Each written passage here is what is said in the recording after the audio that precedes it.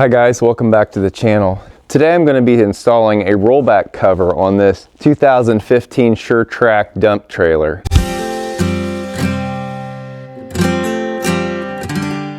If you enjoy this type of content, could you do me a favor and go down and hit the subscribe button and maybe give it a like? That helps this channel out and helps other people get to see the video. So this trailer is a 14-foot trailer and it's 81 inches inside diameter. So I just bought this trailer a while back from my local handyman business. A trailer like this is so handy for tearing off shingles on a roof, hauling gravel and sand for making cement. I'm hauling my skid loader around for some dirt work. Comes with some ramps, which are really cool. It's just an amazing tool to have. And the reason you might want to consider getting a cover for your trailer, I've hauled some shingles down to the dump and things like that. If you don't have a cover on the trailer, some places will actually charge you a fee, like a fine, when you go to dump, because they assume that if you've driven through their county without a cover on the top, that you've probably lost some of the debris from the trailer along the road, and so they just kind of ding you there. This is like a mesh cover, so it's mainly just for keeping things from blowing out. I think they offered a 15-foot long and an 18-foot long, and I went with the 18 because in my mind, the 15 would bring me about right to here, and if I have something that's kind of mounted up in the middle, it may not even come around the corner here. So with 18, if it's too long, I can kind of leave some of it rolled up on the roll on the front. So I went with the longer one so I'd make sure I had enough length. This trailer already came with holes for the hardware.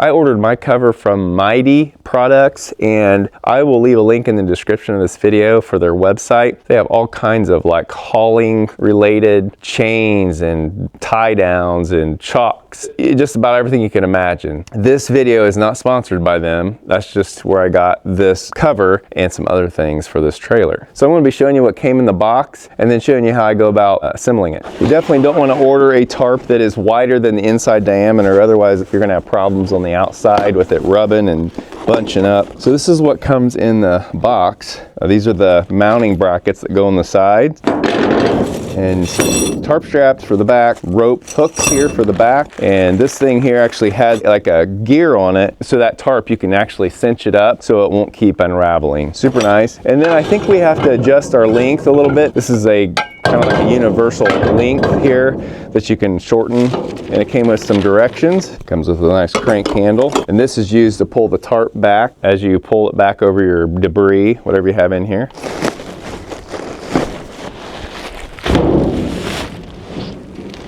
So I'm going to start out by just unraveling this. What are the chances I have it end for end? Probably pretty good. Yep, I do have it end for end.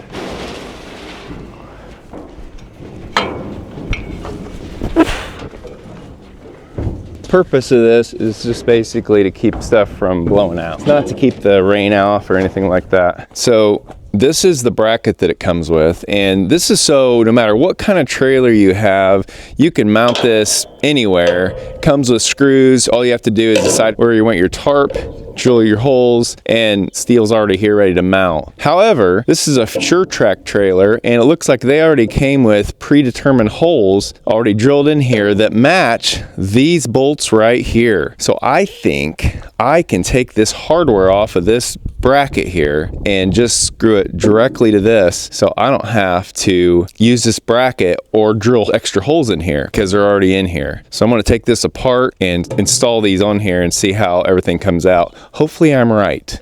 Take a picture of this so I remember how this was put together. Okay, so we're taking this out just like it is here. We're going to put it right there. Oh yeah, this holes line up perfect. So slip our bolt in and slip the bolt in down here. This is the only issue. This angle is just about so you can't get your bolt in.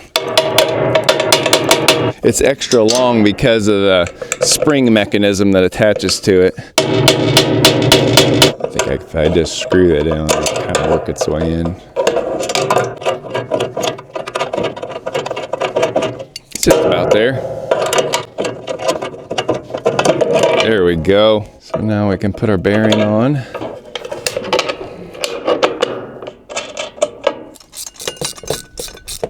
What's nice about putting this in this area here instead of like up high is the wind won't beat it to death. All right, in case you're interested, the head of the bolts are 5/8, and the nuts are 11/16. There's not much clearance, so you can't really get a socket on them. So I'm really wanting to make this work without that bracket, but this handle, this angle's a little bit wrong, so I think I'm gonna take it over to the vise and bend it and see if I can make this go flush here like it needs to. To make this work, what I'm doing is I'm just increasing the angle. Like instead of this being straight right here, I'm curving it so it comes away from that edge. And yes, I'm banging this up a little bit, but we gotta do it. We got to do it to make it work. We're gonna try straightening that out and back out a little bit.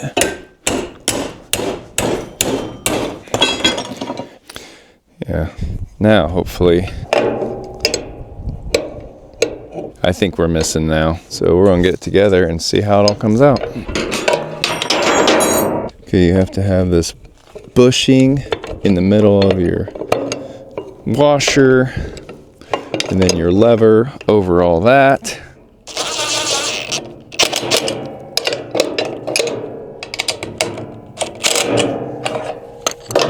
So that has some play anyway. So now this goes on here, and then it goes over this screw.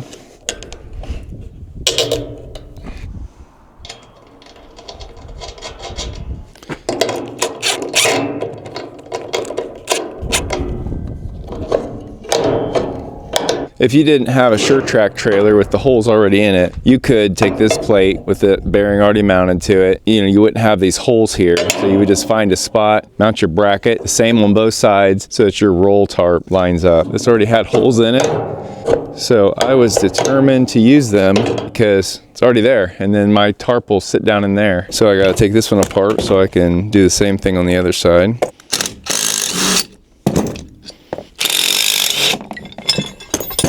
Just a side note, you want the crank mechanism on the driver's side as opposed to the passenger side. This is also drilled for both, but you obviously want to operate everything from the driver's side.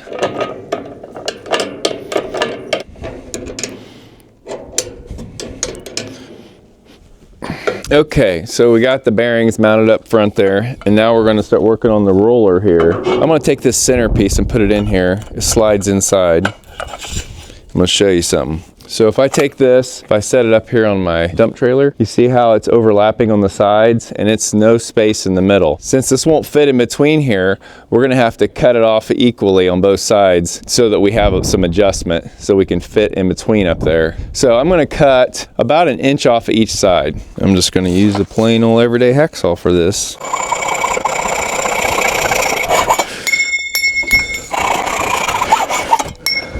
Now I just take the burrs off with the file here.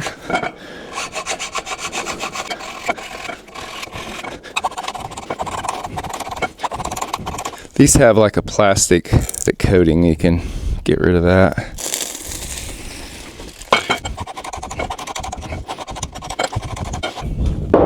Okay. First thing I want to do is mark the center of this inner hex tube, because we want to get it centered inside the other pieces the best we can. So we're going to mark it here with a little scratch. The one with the long protruding part goes this way because that's where the crank handle is. Oh, we got some set screws sticking out. Set screws stopping it right there. Now they act like you're going to have to take this bearing back off anyway to get this together. We'll see. So that's sticking out like that. And then this one goes this way. Okay, so how this is supposed to work is you assemble the shaft and then you slide it through the tarp, and then you have to actually take your brackets off the end to make it fit. Okay, I think I figured out a way that I can make this work. So I got my inner piece slid into the left side, which is the crank side. And I got that pushed pretty much over to the edge here. Back it off just a hair maybe. Okay, so I'm gonna put a screw in here to hold this side stationary. And then I'm gonna take this part back apart, and I have this extra play here so I can actually slide this piece out of this side, slide my tarp on, and then slide this back together. Without having the brackets, I'm kind of limited on what I can do to make this work.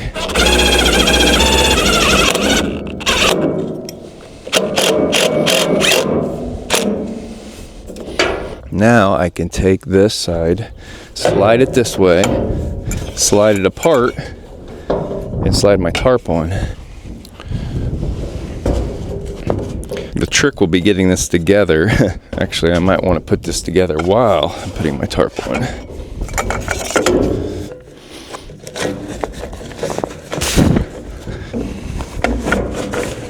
The inside of this is really sticky, so it doesn't slide very easy.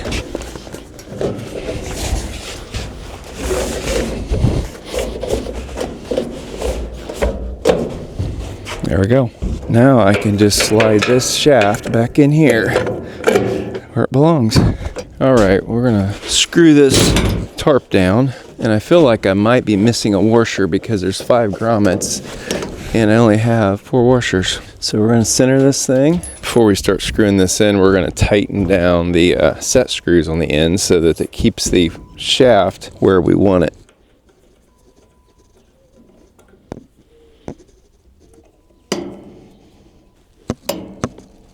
All right, I don't think my camera was going, so I'm going to explain to you what I did here. So I might have mentioned this, but I only had 4 washers and there was 5 grommets here. So I went in my stash and got an extra washer for the center. But basically all you do is just kind of wrap some of this up until you get to the grommet on a nice flat surface of that bar. And these are self-drilling screws, so you just punch them in there.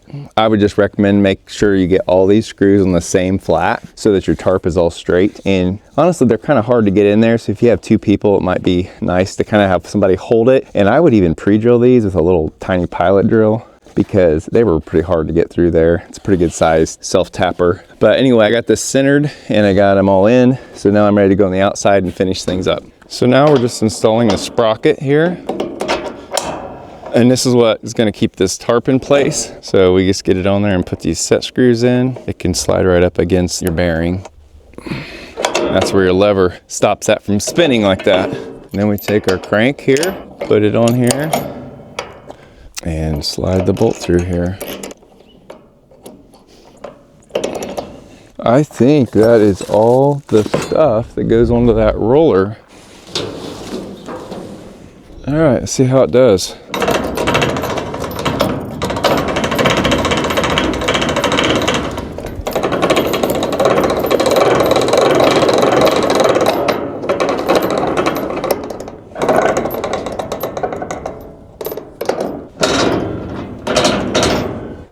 This is bent a little bit. We may have to take that back off and do some adjusting on that.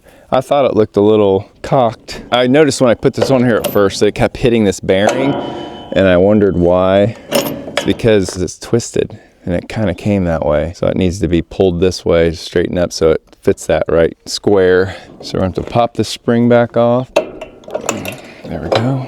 If yours came correct, you shouldn't have to do this, but rather than send it back, it's gonna get it fixed. Just gonna get it fixed. Okay, so we got it in the vise. Let's see if we can just untwist it with this piece of pipe. Oh yeah, that might have did it. It looks a lot better.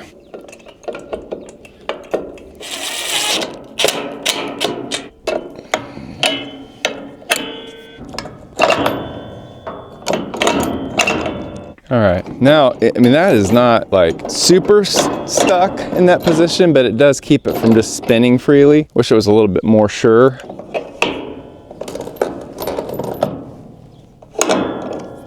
This has a couple tarp straps on the back that's going to be employed, as well as it'll have a rope in the middle. Like when you bring it in, you could strap it in the middle if you wanted. You could tie it in the middle. You could wrap the rope around it. Okay, so we're going to pull it out. This is what it's going to look like.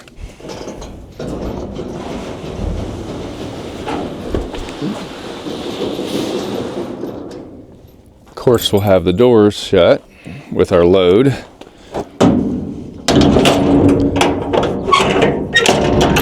So we'll pull this rope back. It'll bring our tarp back, and then these straps will be hooked on here, and we can strap them to the bottom of our trailer. So we're just going to tighten these on here so they don't come off. So they'll always be here when we need them. There we go. Something like that. So then we'll just hook this here, hook this here. I haven't decided what I'm doing with this rope. All right, so this string, the way they kind of engineered it to work is you mount some of these on the back, either bolt it to the trailer gate or some other way so that you can wrap the string up once you get the tarp pulled back. I don't want to screw through this and I don't want to screw into this. So I think I'm just going to weld them right here on the bottom of my ramp catches here. That way it's not screwing through anything, causing rust, and I can just throw some paint on this real quick. So we're going to just tack this baby in place.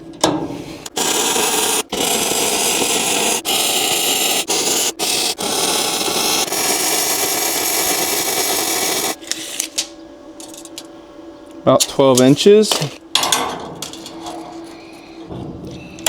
I've already checked to make sure they aren't getting in the way of my ramps.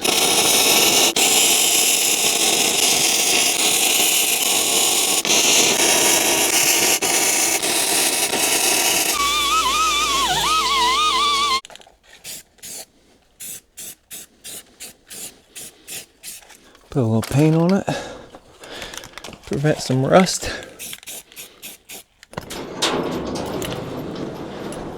And pull it on back. When we get to the back here,